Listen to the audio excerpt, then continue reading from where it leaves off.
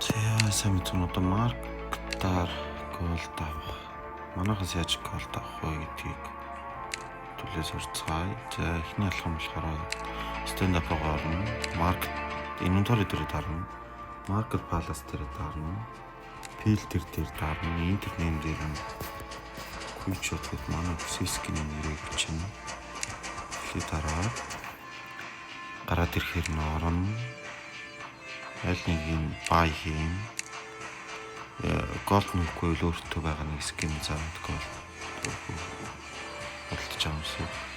Тэгээ буцаага сэл дараад сонгоод тэгээ манай өгсөн дүнг өгөн хийн. Тэгээд only my request дараад скриншот хийгээд явуулнаа гэсэн. Тэгээд голд